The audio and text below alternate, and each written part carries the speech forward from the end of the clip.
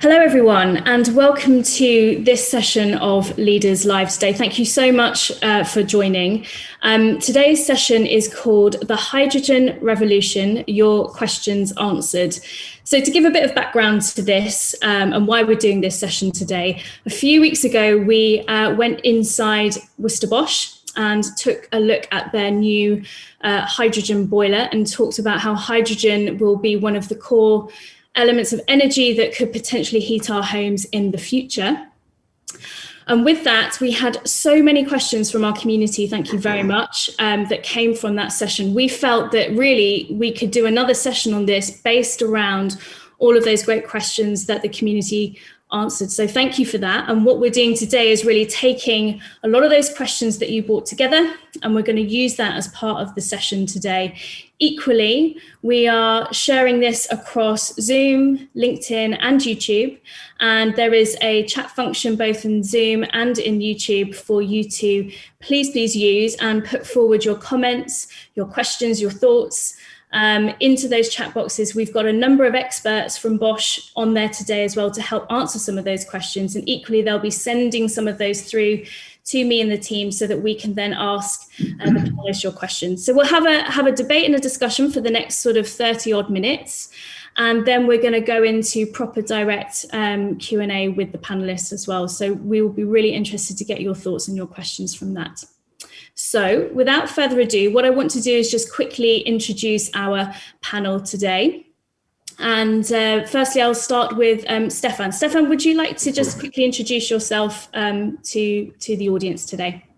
Yeah, thanks, Helen, and thanks all for joining this session today. My name is Steffen Hoffman. I'm the president of Bosch UK. You will know Bosch maybe from our consumer products division, home appliances, washing machines, that kind of thing, power tools, and it's a sizable part of the business, but the largest part of our business is actually automotive, which is about 60% global. Here in the UK, it's about 50%. And we also have a sizable business with building technologies, mainly residential heating.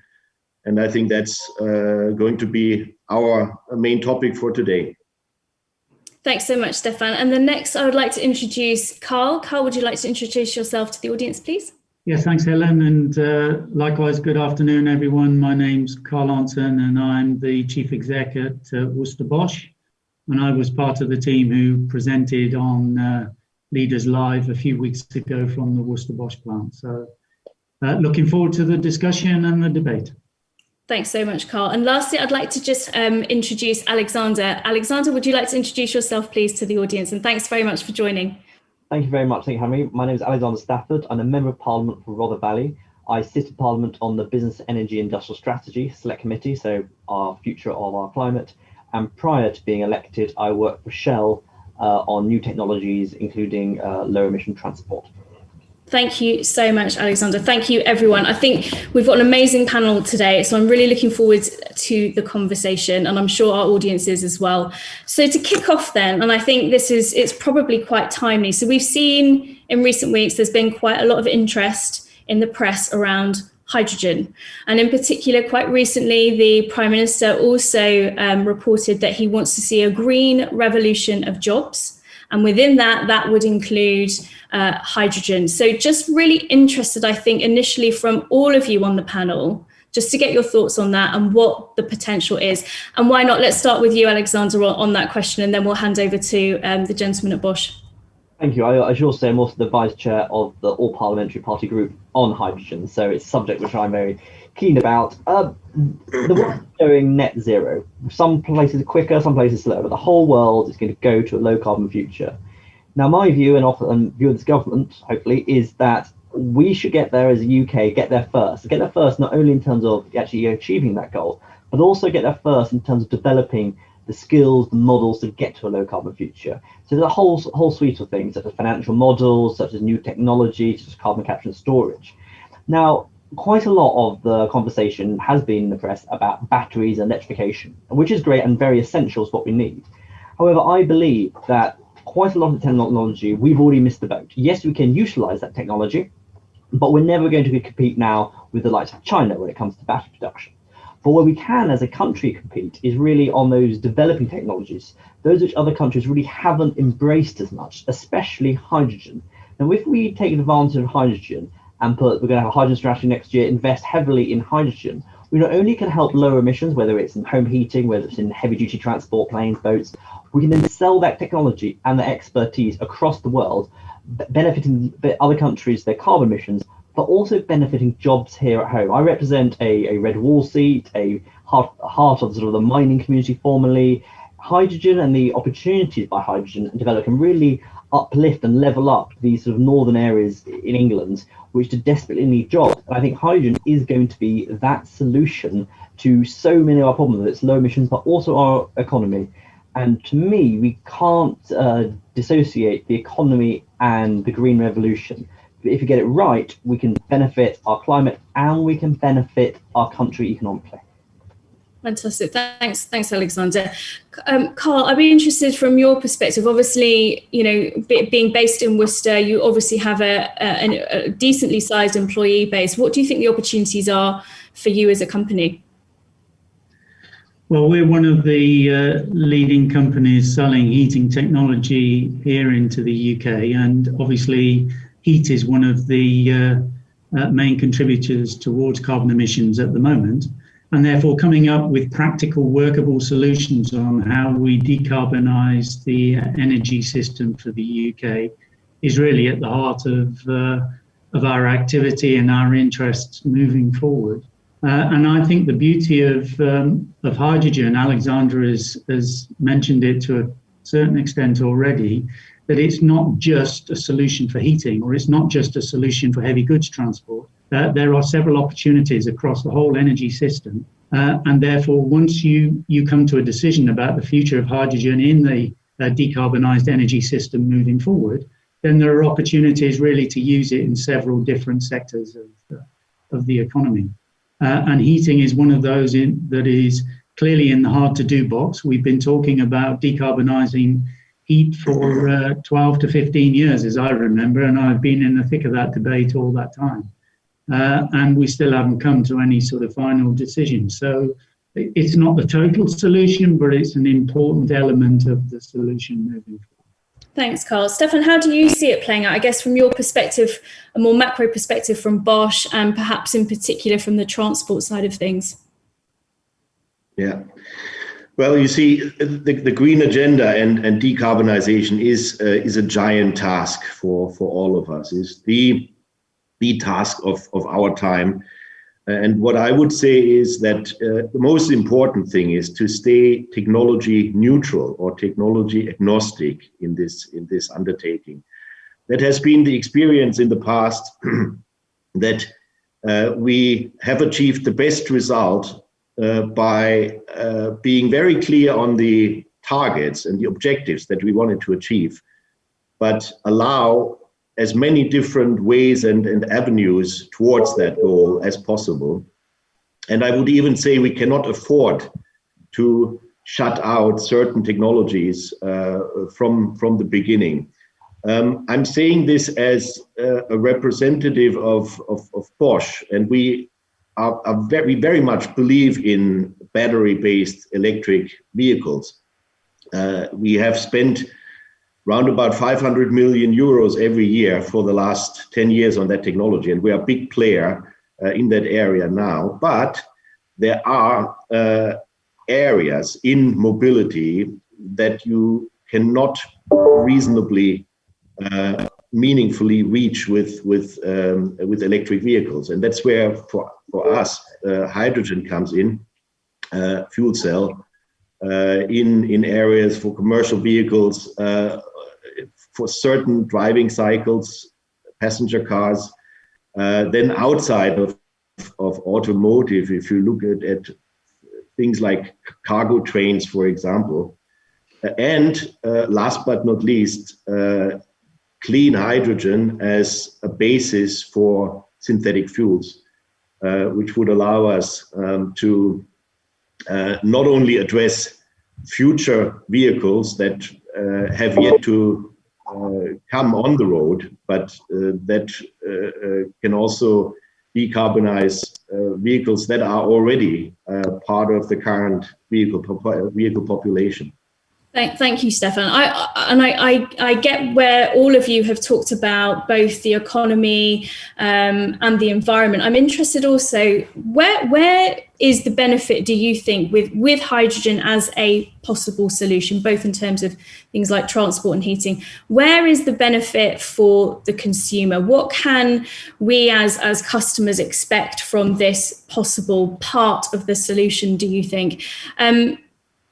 Why not, Steffen? Let's start with you on this one. Just from that perspective, from a consumer point of view, I'd be really interested in your thoughts on that.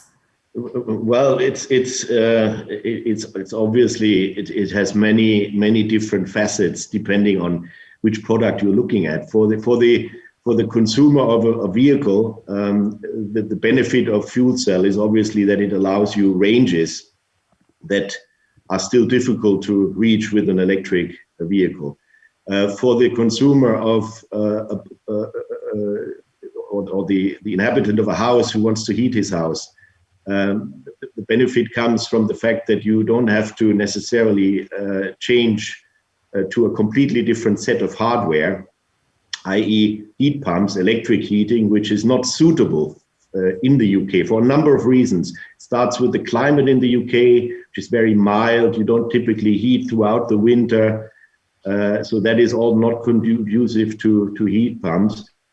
And it goes on to things like the housing stock in the UK, where it is extremely challenging to fit a heat pump into an existing Victorian or Georgian house. You would battle to do that, and even if you manage to, you would mess it up because you typically need new radiators as well. So it's a myriad of benefits for the consumer. And it connects to what I said earlier, and is the reason why we have to stay technology neutral and allow different technologies in this process. Thanks, Steffen. Alexander, from your perspective, just thinking about the consumer, where do you see, where do they win on this? You know, looking at hydrogen, where are the benefits directly for them? You know, 5 years, 10 years into the future, what are your thoughts there? Yeah, well, I think quite for a lot of consumers, they won't necessarily see the immediate effects of it, because I think when we're talking about hydrogen, how consumers will experience it is potentially through the heating system or through transport, but only certain transport. Only we're talking about HGVs, planes, boats. So probably the transport won't affect them too much, apart from, and I think this is very exciting about the clean air side of things. So at the moment, most buses in this country, in the UK, are diesel. Yes, there are some few electric and a few hydrogen, but at the moment it's diesel. Now there's tens of thousands of buses in this country. I know Wrightbus have got this plan that they can basically make hydrogen buses at cost parity to diesel bus if they have a few tens of thousands, sorry, a few thousand buses. They can make that cost parity. Now, if we replace all our diesel buses with hydrogen buses, which just emit sort of water vapor, that will transform the air quality, especially in sort of inner cities. There's so many schools right by busy roads. If you take those pollutants out from the bus network, from the HGV network, that's going to improve, frankly, and that will people's lives and create better health for the children. I think that is where they're going to see. On the heating side, I think a lot of consumers do care about the emissions from their heating, from their cooking. So anything that we as a government or an industry can actually use to help people, give them that choice and say, actually, it doesn't matter. You have to worry about the effect on the environment if you're burning hydrogen. I think that's going to actually have a huge material effect on what people are doing. And I think that's very positive.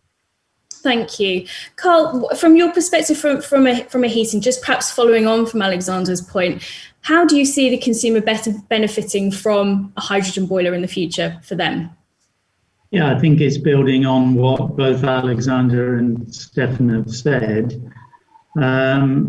It's about what alternative technologies are available and what behaviour change the consumer would have to enact to operate those technologies. So as Steffen alluded to earlier on, if you install a heat pumps are designed to operate on very low temperatures, background trickle heating almost. and you need a well-insulated property with stable ambient temperatures inside the house to operate those appliances and that heating system efficiently. That's not the way we operate our heating systems in the UK. We switch our boilers on and off. The temperatures fluctuate in the UK quite dramatically. Those temperatures fluctuate inside the properties, and consumers are used to turning their thermostats up and down and getting a very high rapid reaction from the central heating system. So to operate an electrified heating system, heat pumps particularly efficiently and effectively, consumers have to significantly change their behavior. So the big advantage of hydrogen is effectively, its hydrogen boiler looks very, very similar to a natural gas boiler. The only difference is it's burning a different fuel, but the consumer behavior, the way of operating that is identical to an existing gas boiler. Okay. Thanks for that, Carl. Chet Lyons actually asks on YouTube if you could describe how that technology, how the hydrogen technology can be applied to heating. How do you see that working? Does it simply just flow through the existing piping? What would need to be done for this to work and to heat our homes? It's principally very similar to the change from town's gas to natural gas back in the early 1970s. So you take the UK as a whole, you decide to switch over and repurpose the gas network to hydrogen from natural gas, and you do that town by town, city by city, region by region. And effectively, the government decides at some point in the future that the gas supplied by the state is hydrogen. We repurpose, we switch the grid over section by section, and then we have to convert the appliances to fire on that new gas coming through the gas system. So it is a fairly elongated process. It will probably take 15 years or so to repurpose the whole gas network over to hydrogen from natural gas. Brilliant, thank you. One question we've had on our last session, and I'm sure we may well get it again, is a very simple one. Is hydrogen safe? And I guess particularly with hydrogen coming into our homes, is it safe? And likewise, from a driving perspective, is it actually safe? With cars and vehicles. Carl, do you want to just answer the one for heating, and then I'll go to the other gents for the other question. I'm glad you asked that way around. In terms of hydrogen firing in a boiler, yes, that's a lot of the early prototyping that we've been doing over the last couple of years to establish, can you burn 100% hydrogen in the home safely and efficiently? In actual fact, although hydrogen has different properties to natural gas, a lot of the properties are also very similar. So we've definitely proved that you can fire 100% hydrogen in a boiler that is in exactly the same footprint. So it's the same size, same physical look as a natural gas boiler. But there are a couple of things different between hydrogen and natural gas. One, hydrogen flame is invisible, so the way we sense a flame and control that combustion flame is different. And then the speed with which hydrogen ignites and the flame is established is much faster with hydrogen than natural gas. But in terms of safety, we have designed now all of the controls and safety protocols to manage that different flame speed that you get from hydrogen. And in actual fact, now part of the work we've done with BEIS is to prove to some extent that hydrogen boilers would be safer than natural gas boilers, because all the incidents you get with natural gas is from carbon monoxide poisoning. Well, of course, you get no carbon emissions from a hydrogen boiler whatsoever, so you would never get any carbon monoxide emissions. And hence, from that point of view, we're even arguing it's safer than natural gas. Thanks, Carl. Steffen, from your point of view on transport, but before I ask you the transport question, Salvador on YouTube also asked about the possibility of hydrogen-fueled cookers. Do you see Bosch looking into those anytime soon? Theoretically, it's a possibility, because you see in any fuel cell application, whether it be in a car or in any other home appliance or so, you see, a car is powered by electricity, not by hydrogen. And that's the difference between hydrogen in heating and hydrogen in any fuel cell application. And that, I would say, also answers the other question, is it safe? It would probably be at least as safe as in heating, because you are looking at something entirely new in a vehicle that you can design on the basis of high safety standards. But maybe I would introduce reintroduce this issue of synthetic fuels, because synthetic fuels, the way we see it, it's based on clean hydrogen, which you combine by a reaction by using CO2 that you take out of the atmosphere. And what you get as an end result is a liquid fuel that is very similar to petrol and diesel in its character, and you can store hydrogen very easily with synthetic fuels, and you can transport it over a long distance. So that in itself is yet another, when you say safety, is yet another step for a much safer use of hydrogen. Thank you. Thanks, Steffen. Alexander, just bringing you in on this question, I guess, where is the government's mind at from a policy point of view, I guess, in ensuring the safe rollout of hydrogen-based technologies here in the UK? Yeah, I just wanted to echo basically what Steffen said, first of all, about the safety. The report that I've read is it's no more dangerous than petrol or diesel. And I think that's in some ways quite how interesting and useful hydrogen is technology, especially for transport. Because if we're dealing with those mindsets already with petrol and diesel, it's basically doing the same with charging a car or vehicle with hydrogen than petrol fuel. It's people's ideas of the level of safety and how to use and ease of use is very important. Now, obviously, safety is the most important thing. We'll never roll out technology that wasn't safe. And I think next year the government's going to announce a hydrogen strategy. We haven't got the details of that, but clearly there's something they're going to heavily invest in. And if there's any whiff that hydrogen itself will be any more dangerous, I think that would put the kibosh on something. But there's no evidence that I've seen or reports that we've seen on base electricity that is any more dangerous. Obviously, there are risks, just like we're dealing with petrol or diesel as well. If it's handled incorrectly or other things, there will be risks. But those are no more than petrol or diesel. So in fact, it's a very easy technology to understand. It treats it in a very similar way and handles it in a very similar way, petrol and diesel, when it comes to transport. Thank you. We've had quite a few questions as well come in on YouTube around how the UK can use hydrogen as a way to be more competitive in the future. So we've seen lots of other countries, Richard Evans on here and Wayne Fielder have also said about how other countries are now waking up to hydrogen as a part of a solution of a wider green economy.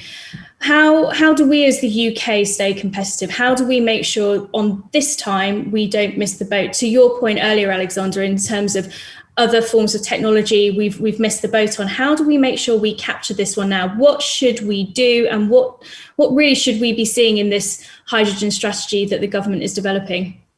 Well, I think speed is the essence. I think we've got a very narrow window, 5 years maybe, to actually invest heavily and get this going.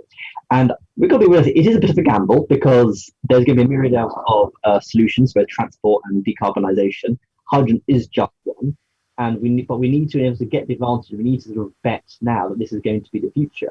And looking at all the evidence out there, especially when it comes to home heating, especially when it comes to heavy-duty transport, including planes, boats, and HGVs, the current other technologies just do not work if we want to low carbon. So we need to basically move quickly, have government investments. I hope the hydrogen strategy heavily lends into that and almost bets the house on hydrogen.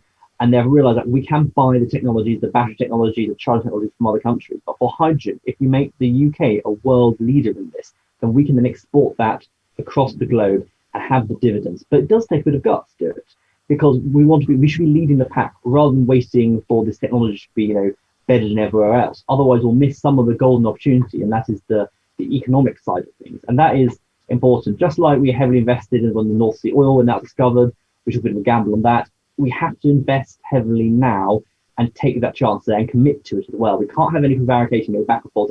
This is where we're going to do, and this is going to be the UK's niche when it comes to that myriad of solutions in low carbon. Hydrogen could be ours, and take ownership of it. There's no country, as far as I'm aware or believe, at the moment that's taking ownership of hydrogen and hydrogen technology, and not even China. And if we get it now, we can do it, because give it 3-4 years and China will be pushing forward themselves. But we need to get there first. Thanks, Alexander. Carl, I'm sure that some of those points there made were probably music to your ears. How quickly do you feel that Worcester Bosch could move on this hydrogen heating technology, and how quickly could this potentially be offered in the UK from your perspective?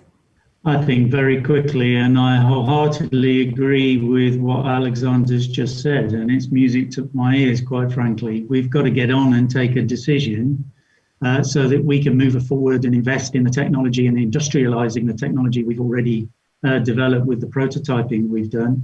And actually, we know, and I'm sure Steffen will confirm, we know Germany have now published their hydrogen strategy.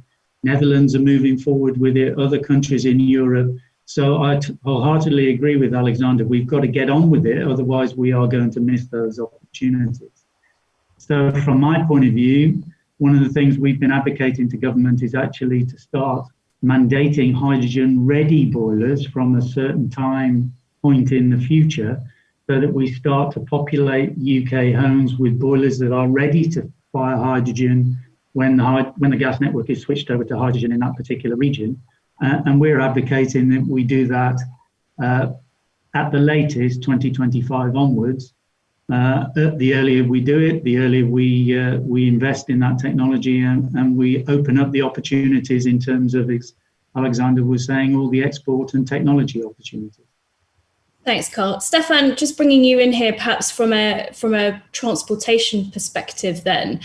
How quickly can we move on hydrogen? Obviously, we've seen some reports around, to your point, Alexander, earlier about buses as a potential. We've seen potential around heavy goods vehicles, but where is the technology in terms of making this a reality in the UK from a transport perspective, do you think? Well, let me come in again on the previous one on national strategies. Now, first of all, I don't think that Germany and France are far ahead of the UK, to be honest. I think in both countries, hydrogen has appeared relatively recently on the political scene and in the public discussion. What I would say in any case also is this inevitably goes beyond single nation states, because if you think of the amount of power from renewable sources that is necessary to generate hydrogen in sufficient quantities, you will inevitably bring Southern Europe, Northern Africa, the Middle East into the game. So parts of this world where there is much more sunshine, where these required quantities of power can be generated using solar power or wind power in other parts of the world.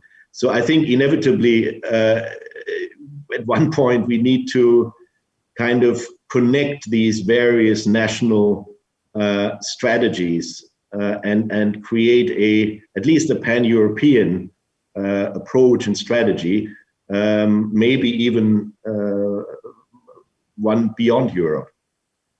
Yeah, thank you, Steffen. I'm gonna just throw this in there, and maybe I'll ask you, Alexander, this, but does Brexit throw in its way any challenges for us as a country to develop hydrogen, or does it potentially provide some opportunities? What's your thought there?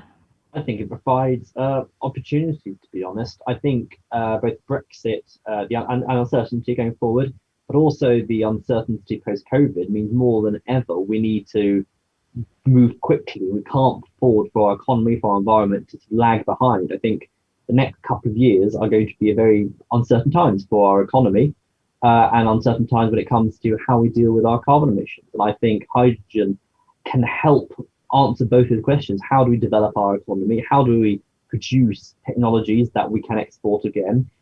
Leaving the European Union gives opportunity to be able to sell this technology easier across the globe. So I think actually there's opportunities. And as I said, with COVID at the moment and the huge economic shock that has hit our economy, going to hit our economy for the next period, it's going to be a pretty tough times. We need something to work towards and say, it's going to be tough, but we can actually have a future of investing and then selling and developing our economy. So I think COVID and Brexit have actually forced us to think even more so when it comes to this technology. And that's one of the things, we've got now COP end of next year, it's moved from this year to next year. And to me, you cannot get, we as a government, as a country, want to show off to the world because all the eyes of the climate world will be looking at us next year in Glasgow. We want to show them how far we've become. And hydrogen is not just about talking about what we do. In a year, we could have already put the procedures and measures in place to make this a reality. So hopefully by COP next year, we can actually use it as a launch pad to show, look at what we're doing and look what our future is, giving us that time to actually say, here is our line plan, this is what we're going to do, and we are going to be a hydrogen first country, and we're going to lead the world. Fantastic. Thanks, Alexander. I'm just going to bring back some of the questions that we've had on the YouTube chat as well. So Mark Johnson and also Ian Barham have asked a question around skills. So I guess it kind of links back to the fact that, we're in this potentially difficult economic time, and there's opportunities actually for hydrogen, but looking specifically around skills. And how do we have the skills currently to really launch this hydrogen revolution? And if not, what do we need to do? How do we get skills ready? We talk about getting hydrogen ready, but how do we get skills ready? And how do we support people to enter these types of jobs? Alexander, if I may, I'll ask you first, and then I'll go on to the gentleman from Bosch. Well, I think there's going to be a lot more jobs, but we've also got to be realistic now. Under COVID, the economy is in pretty dire straits, and there's going to be a lot of people who are going to be unemployed, especially when it comes to the hospitality sector, especially coming in the service sector. There's going to be a lot of people who are going to lose their jobs. Now, we're going to have an interesting situation in the economy where we're going to have this large group of unemployed people, but at the same time, with these new technologies, with hydrogen, but other technologies as well, there's going to be a dearth of skills and people to fill the skills. So it's the government's job, I would say, with industry, to get the people who have been unemployed for this crisis to retool and reskill these people to move into these jobs. Now, my constituency, Rother Valley, as I said, is former heavy mining area. So it's still got a lot of that manufacturing and technical skills, or very rich in those. So the question is, how can we get these people who have got very good manufacturing skills upskilled into working for something in hydrogen? And that's something I'm very keen on. So it's a sort of a heavy responsibility of the government to actually move people on, because there'll be a lot of people out there who are looking for a job, who want to be skilled, but it's the government's job to create the atmosphere and the environment to actually invest in it. And that goes back to the hydrogen strategy, saying we then need to use that to make sure that we have enough people, enough investment to make hydrogen first a reality. Carl, from your perspective on jobs and skills within the heating sector, where do you see the relationship working in harmony between business and government to perhaps accelerate these skills that companies like Worcester Bosch and others are going to need if we are to accelerate in the space of hydrogen? Well, I think you need to generate a whole skill strategy around hydrogen as a future fuel, decarbonised fuel within the economy. So what we found very much, following on from what Alexander just said, we started prototyping hydrogen boilers about 3 years ago or more. There is no supply chain, or there was no supply chain at that time, very little skills. So to a certain extent, we had to go it alone with some very talented engineers locally in the business here in Worcester. So now let's assume we take a decision that hydrogen is part of a future decarbonised energy system here, then we've got to invest in the skills around that. So it's a very wide-ranging set of skills, from the whole skills around hydrogen economy, how you produce hydrogen in the first place, how you store it, how you transport it. Particularly our field is around hydrogen combustion and combustion management. There is safety engineering, and then the whole topic that Steffen's spoken about around fuel cells. So it's an extremely wide-ranging new sets of skills. From our point of view, in terms of heating appliances, we see that requirement to upskill all of the heating engineers then in the UK, but that's a much simpler task at that point, because they already installed different gases. This will handle this as a different gas type. They need to be trained on it. They need to be educated on it. But that end is relatively simple. It's all the engineering and design and all of the high-level skills that we need to create first, and then all the other skills will flow and follow once we get hydrogen into the economy. Thanks, Carl. Stefan, can I bring you in on the skills point as well? I mean, from your perspective, and like, again, taking a slightly more macro look, what lessons could we learn from other countries? And I think particularly, you know, this is something that Germany does very well in terms of linking engineering skills to jobs and to growing sectors. What could we learn, and what should we be doing in the UK to ensure we've got those right skills for technologies like hydrogen? That's Helen. That is a discussion we've had for many years, to be honest. And how should I answer? I think there have always been excellent engineers in the UK. The problem has been that there were not enough of them, and that has changed a little bit in the last few years, but not much. You know, unfortunately, there are still too many excellent students that go for jobs in the city with banks or with insurance companies, legal firms, and so on. Now, can we learn from other countries? I'm very skeptical, to be honest, when it comes to transferring one concept that has worked in one country to another country. That normally doesn't work. What I would maybe suggest is a look at the United States. I mean, the United States in the beginning of the 1980s had a situation where there was an industrial hollow out, where basically they didn't produce anything else than airplanes at that time. And within a few decades, they have created a very vibrant startup scene, very techy, very much around the top universities, Stanford, MIT, and so on. And this has all happened in only 40 years. Now, if you look at the UK has a lot of those ingredients, Oxford, Cambridge, and the English language. It maybe doesn't have the California weather, but other than that, a lot of the ingredients are here, and that might be worth a look. Yeah, thank you. Alexander, just reflecting on those points that Stefan made in particular for skills, how do we bake in the skills element into the hydrogen strategy, and is that something that is being planned? And then just a second question, Richard Evans on YouTube also asks, in your view, is there a general political consensus that there is a need and an alignment around the future hydrogen strategy? Thank you for that. On the skills element, that needs to be baked in, frankly, to our economic recovery post-COVID, and that's going to be across the board. But let's be honest, when we're talking about hydrogen, we're not just talking, in my mind anyway, not just talking about the physical H2 doing that. It's if we're going to invest in hydrogen buses, we also need people to build lots of new buses. If we're talking about hydrogen boilers, as well as the hydrogen element, we need plumbers. So there's a whole wide range of skills that we need. It's not just the technical people who deal with hydrogen. The whole infrastructure needs to be redone. If we're going to put more hydrogen fuel stations in, we need people who rekit out petrol stations to have that skill to rekit them out to hydrogen. So there's a lot of skills needed. So yes, we need to have those skills embedded in the hydrogen strategy.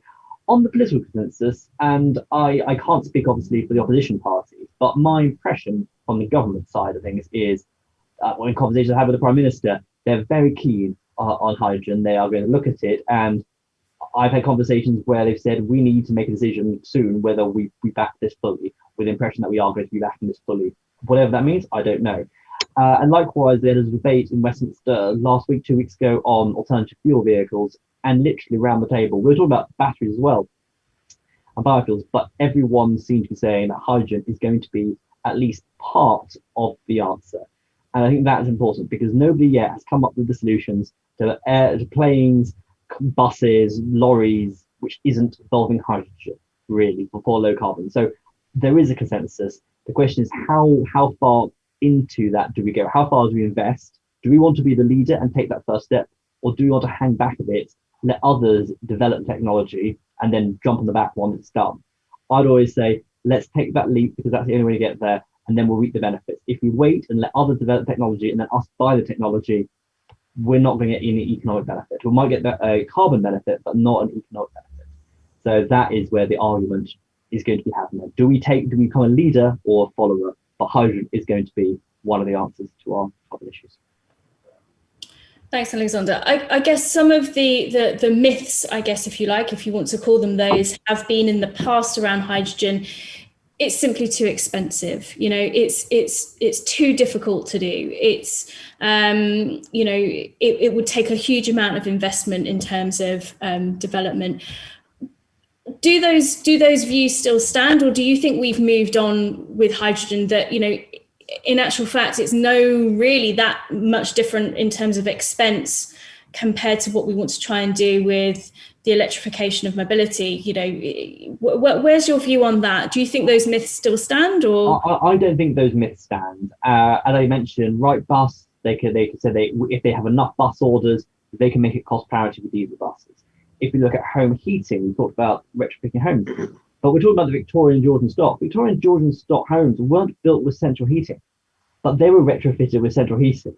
In my mind, there's no difference from retrofitting it a Georgian or Victorian older homes once again. So actually, yes, there could be a cost, but we've done similar things before and we'll do it again. So when it comes to the costs, I think actually in some ways, when you're doing a transport, putting in electric infrastructure is going to be far more costly and far more labor intensive actually than hydrogen. Because if you do, let's say, a more hydrogen infrastructure for transport, you just retrofit petrol stations. You don't need to have vast networks chargers on street corners and all the implications to the power grid there. You just basically retrofit petrol stations. That will be expensive, of course. But when you compare that to putting lots of charges and putting more pressure on the grid, I don't think it is going to be more expensive. Thanks, Alexander. Carl, Steffen, did you want to just come in on that, and perhaps some of those myths that we've heard around hydrogen these past few years, you know, do they still stand? What's your view? Carl, I'll ask you first.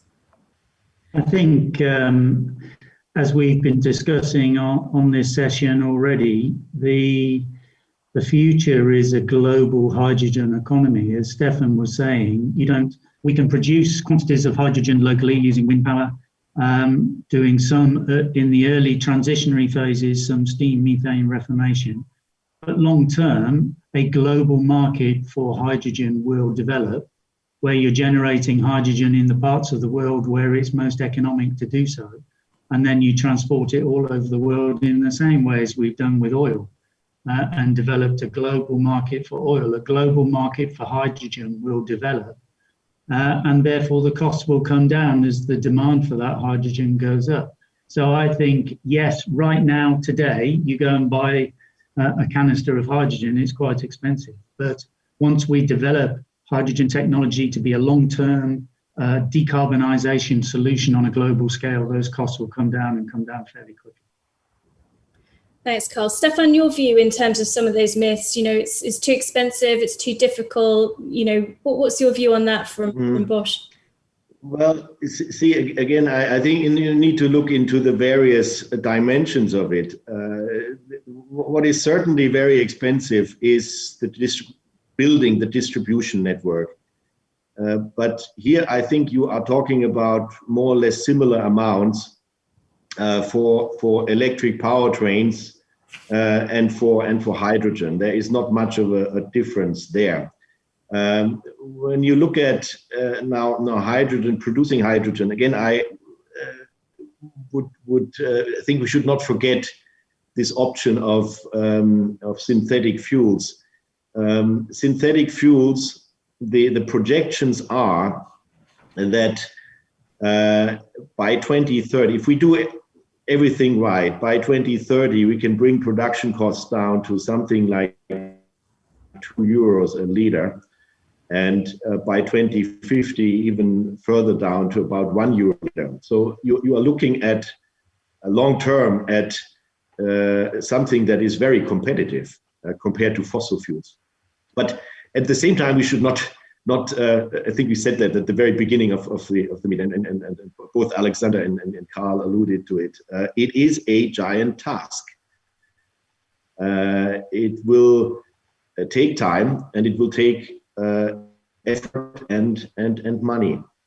Yes, and we've had some questions that have come in on specifically on the money and the funding side. So what I want to do, we're about 15 minutes away from closing, and I really want to get in some more questions from the audience. Thank you for the amazing questions, Leaders Live community, that you have been posting through today. These are some great questions, and what I want to do now is perhaps just shift gear a little bit. If you've got some questions you'd like to ask the panel, let's do that now. We've got some questions already that I want to run through, and I know we don't have a huge amount of time. So let's kick off with some questions, if I may. So on YouTube, what is the primary way that hydrogen will be derived? Is it steam reformation or natural gas or electrolysis? If the former, how can we depend on carbon capture, which has failed to materialize so far? Alexander, I guess just from your personal background in terms of your previous jobs, do you have a view on that?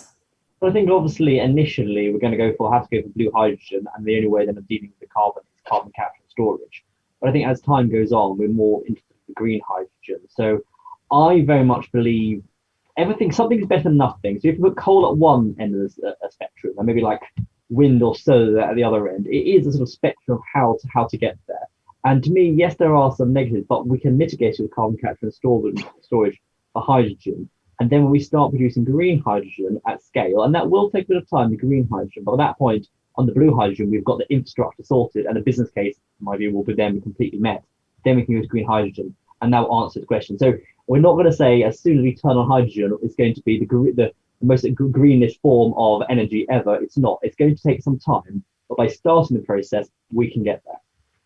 Thank you. Victor Mewis also asked us a sort of similar question. He says about hydrogen being from grey sources, currently largely oil and gas, but to implement on large scale for heating and transport, the requirements would be enormous. What's the thinking within, I guess, without preempting a hydrogen strategy, but from government's perspective, what's the thinking in terms of shifting to a point where we do have enough of this resource to use, domestically and in our transport?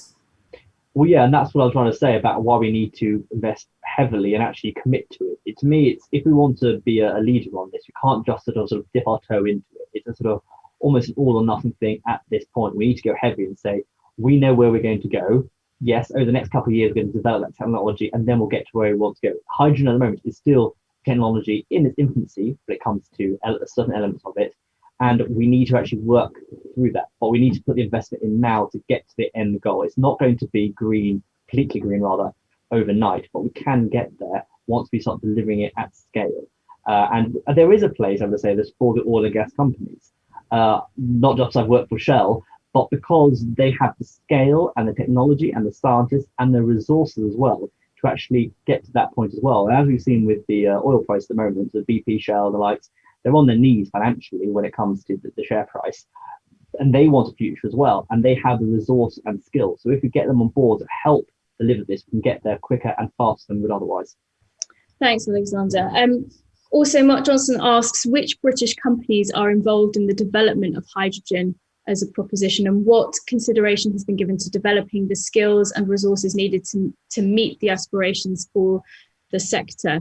I guess from Alexander, again, from your perspective on your work with the all-party parliamentary group on hydrogen, are you seeing a groundswell of businesses that are kind of coming on board looking at hydrogen now more than ever? What's the climate like out there? Obviously, we know Bosch are involved in hydrogen, but what's the sort of potential out there for us? Business seems to be quite interested on that. I mean, there are definitely leaders, and Worcester Bosch are one of the big leaders. I'd say, especially competing, they're the leader.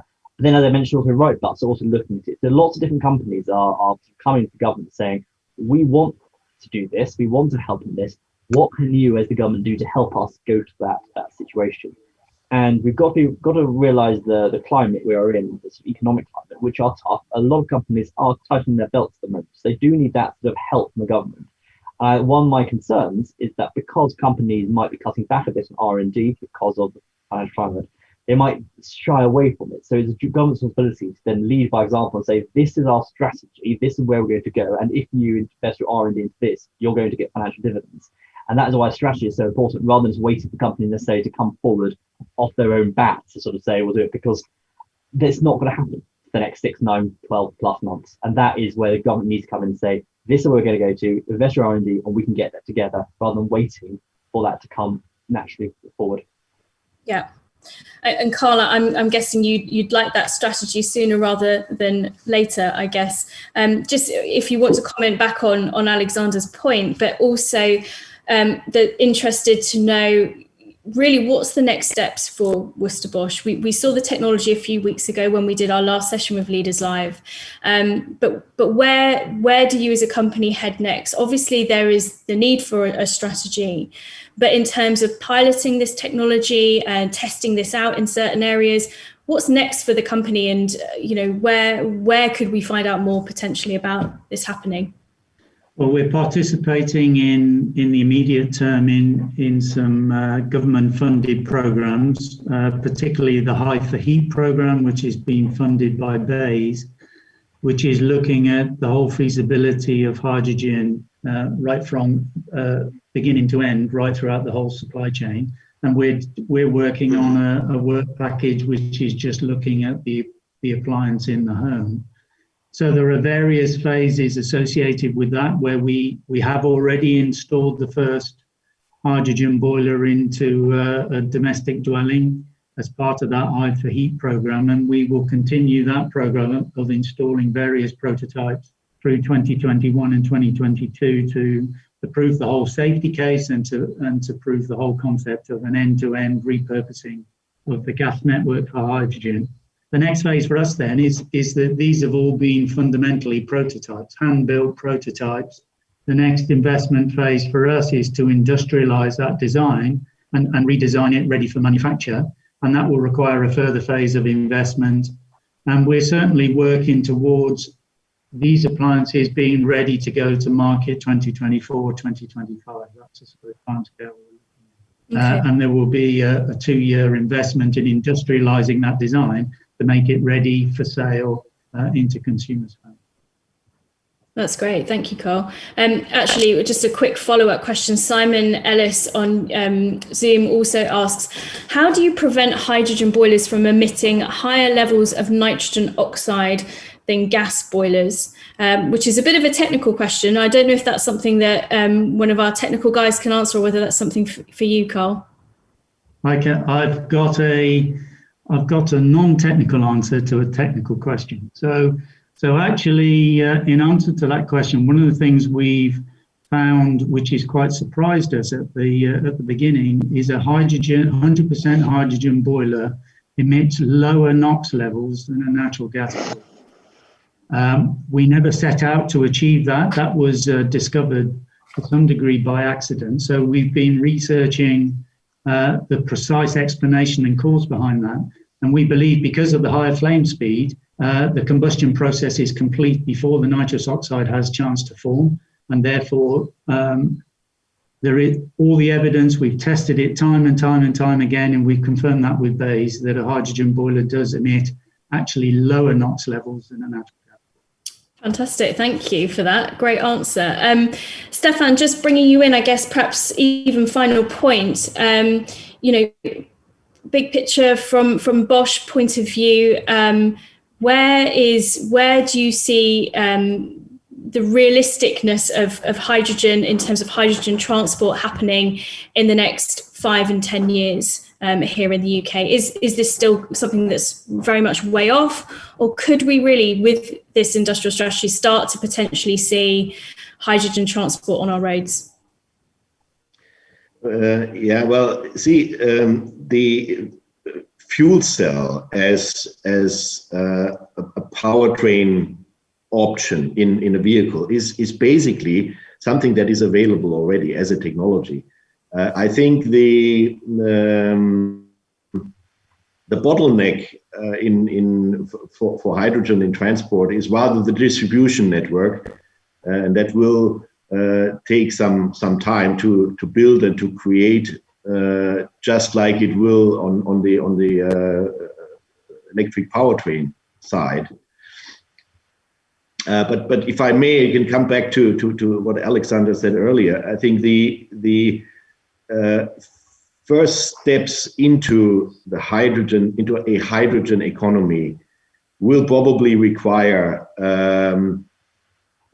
things that involve gray hydrogen and other fossil-based technology for some time. But I mean, let's not forget, at the end, if we talk about decarbonization, at the end, we are talking and must talk about hydrogen produced via electrolysis using powerful renewable sources. That's it. And I think that's something that's often forgotten in the discussion. Also with electric vehicles. I mean, an electric vehicle right now is a zero emission car locally in a certain area. But as long as the power that fires it comes from fossil fuels, and that is the case mostly, this car is not completely decarbonized. And the same goes for all hydrogen applications as well. I mean, and that's a good point. And Alexander, I'll just bring you in on this. You know, we hear a lot within the transport sector of, you know, it's an either or. You know, it's either hydrogen, it's either electric, or it's hydrogen, or it has to be one source of potential technology. And at the moment, the most popular and the most advanced is electric. But from a policy perspective, I guess. Surely it's right to perhaps looking at all technologies rather than trying to necessarily the UK picking a winner, as it sometimes talks about from a transport perspective. How do we ensure we keep that kind of open mind in the UK and not sort of cut ourselves off? Well, I think that's essential, that we have a myriad of solutions. We don't know what the final example is of when we come of low carbon.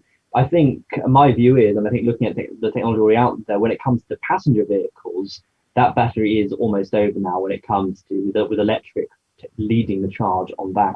However, I said there's still that solution. How do you get low carbon planes, HGV, boats? And I don't think electric is the answer. I mean, we've had some test pilots from electric planes with one engine running a bit on the battery, but really it's not that great.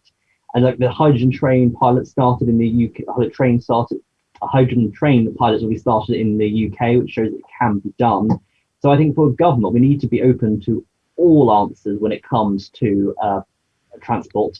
But then again, it goes back to what I'm keenly saying is it's not just about getting the right range of technologies, which we'll have. We're an open country, we use all technologies. But where can we also, as a UK PLC, make money and develop our own skill base to actually make something exportable? Because we can always buy this technology from other countries, but if we can have that niche, and I think hydrogen could be the UK's niche, we can then sell that to other countries whilst buying the battery and electric technology of other people, because we're not going to get the financial dividend. So it's important we look at it, but also we should also look at other solutions as well, whether it's biofuels and the likes as well, because those are still in the mix as well, and we should definitely consider them, especially when it comes to planes and trains as well. Thanks, Alexander. I've got one last question, actually. It's from Trevor Langford. He says, given that Japan is committed to hydrogen for fuel cell transportation over battery EV, is Japan viewed as a competitor, or should we consider working closely and cooperating with Japan? I'm just also thinking about the free trade agreement as well. Is there an opportunity for more closer ties, do you think, Alexander? Oh, completely. I mean, although it would be nice for us to develop all the technology ourselves, we need to work with and learn from other countries as well. But we do need to position ourselves as one of the leaders in this, and that's how we can benefit and have that expertise. But we can't be behind it. If we work with Japan or any other country and get dividends, that's great. So we need to work. We're a global world. We need to work together and we can develop the country, because ultimately, what is the reason why we're doing all this is to lower the world's carbon emissions from the halt on climate change and actually improve the world. That is ultimately what this is all about. So we need to work together. There's no point just us lowering our carbon emissions and ignoring everyone else, because then that's not going to work. So we need to work with other countries as well. That's brilliant. And I think that that is a great point in which to finish on. Just to summarise, therefore, the hydrogen strategy in the UK is coming, and we look forward very much to seeing that when it comes. That there is a lot of technology for hydrogen that's already about to go. We've seen that through Worcester Bosch from a heating perspective, and developments are happening within transport as well, particularly in the bus area. There is an absolute need for green jobs in this country as we face a very challenging time ahead, but also there is a great need for us to reduce our carbon emissions overall. And as we head towards COP26 of next year, all the more reason to get behind this strategy and hydrogen as a potential solution for all of those things. So I just want to thank my amazing panel. Thank you so much for joining today. It has been a great conversation. Thank you very, very much to our Leaders Live community. Again, your questions have been absolutely exceptional. Thank you. You really have made this event. So thank you for all of the questions you've submitted. I hope you have found it useful and informative. We'll be posting this session up on the Leaders Live website and also on our YouTube channel so that you can rewatch it and share. And if you enjoyed this, please subscribe to the channel and do send us your feedback and views. We're always looking for new topics. We want to make this as valuable for you as the viewer as possible. So thank you, everyone. And I wish you a good rest of your day. Thanks. Thank you all. Bye.